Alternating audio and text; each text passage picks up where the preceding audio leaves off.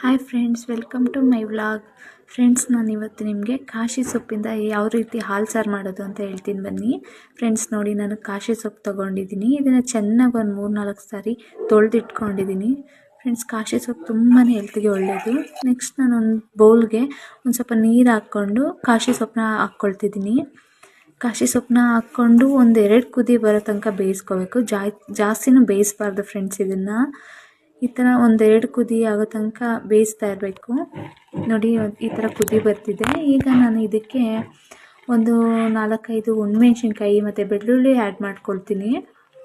ನೋಡಿ, ನೆಕ್ಸ್ಟ್ ನಾನು ಒಂದು ಜಾರ್ ತೊಗೊಂಡಿದ್ದೀನಿ. ಅದಕ್ಕೆ ನಾನು ಕಾಯಿ ತುರಿ ಒಂದು ಸ್ವಲ್ಪ ಆ್ಯಡ್ ಮಾಡ್ಕೊಳ್ತೀನಿ, ತೆಂಗಿನಕಾಯಿ ತುರಿ. ಇದನ್ನು ಒಣ ಕೊಬ್ಬರಿ ಯಾರು ತೊಗೋಬೋದು, ಹಸಿ ಕೊಬ್ಬರಿ ಯಾರು ತೊಗೋಬೋದು ಫ್ರೆಂಡ್ಸ್. ನೋಡಿ, ನೆಕ್ಸ್ಟ್ ನಾನು ಅದಕ್ಕೆ ಒಂದು ಸ್ವಲ್ಪ ಕಾಳು ಮೆಣಸು ಹಾಕ್ಕೊಳ್ತೀನಿ. ಕಾಳು ಮೆಣಸಂತೂ ತುಂಬಾ ಹೆಲ್ತ್ಗೆ ಒಳ್ಳೆಯದು. ನೋಡಿ, ಬಾಣಂತಿರು ಅಂತ ಹೇಳಿ ಮಾಡಿಸಿದ ಸಾಂಬಾರಿದು. ಕಾಳು ಮೆಣಸನ್ನ ಆ್ಯಡ್ ಮಾಡಿಕೊಂಡು ನೆಕ್ಸ್ಟ್ ನಾನು ಬೇಯಿಸ್ಕೊಂಡಿದ್ನಲ್ಲ ಸೊಪ್ಪು, ಬೆಳ್ಳುಳ್ಳಿ ಮತ್ತು ಒಣಮೆಣ್ಸಿನ್ಕಾಯಿ 3 ಆ್ಯಡ್ ಮಾಡ್ಕೊಳ್ತೀನಿ. ಫ್ರೆಂಡ್ಸ್, ಇದಕ್ಕೆ ನಾವು ಬೇಯಿಸ್ಕೊಂಡಿರತಕ್ಕಂಥ ನೀರು ಯೂಸ್ ಮಾಡಬಾರ್ದು.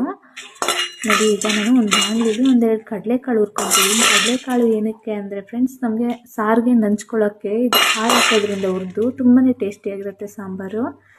ಯಾವ ಕಾಳಾದರೂ ಹುರಿದು ಹಾಕ್ಕೋಬೋದು ನಾವು. ನೆಕ್ಸ್ಟ್ ಒಂದು ತಪ್ಪಲೆ ತೊಗೊಂಡು ಅದಕ್ಕೆ ಹಾಕಿ ಮತ್ತು 1-2 ಬೆಳ್ಳುಳ್ಳಿ ಹೆಸರು ಮತ್ತು ಕರ್ಬೇವಿನ ಸೊಪ್ಪು ಹಾಕ್ಕೊಂಡಿದ್ದೀನಿ. ರುಬ್ಬಿರತಕ್ಕಂಥ ಮಸಾಲೆನ ಹಾಕಿ ಒಂದು ಕುದಿ ಕುದಿಸ್ಕೊತಿದ್ದೀನಿ. ನೋಡಿ, ಅದೊಂದು ಕುದಿ ಬಂದಾಗ ಒಂದು ಸ್ವಲ್ಪ ಹಾಲು ತೊಗೊಂಡಿದ್ದೀನಿ. ಹಾಲನ್ನ ಆ್ಯಡ್ ಮಾಡ್ಕೊಳ್ತೀನಿ.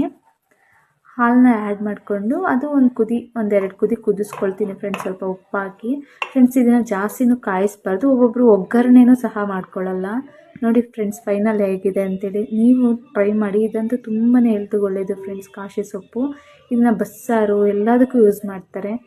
ಕಾಶಿ ಸೊಪ್ಪು ಎಲ್ಲರೂ ಸಿಗಲಿ ತೊಗೊಬಂದು ಈ ರೆಸಿಪಿನ ಮಾಡಿ ನೋಡಿ ಫ್ರೆಂಡ್ಸ್. ಈಸಿಯಾಗಿದೆ ಮತ್ತು ಟೇಸ್ಟಿಯಾಗೂ ಇರುತ್ತೆ. ಒಂದು ಸರಿ ಟ್ರೈ ಮಾಡಿ ಫ್ರೆಂಡ್ಸ್.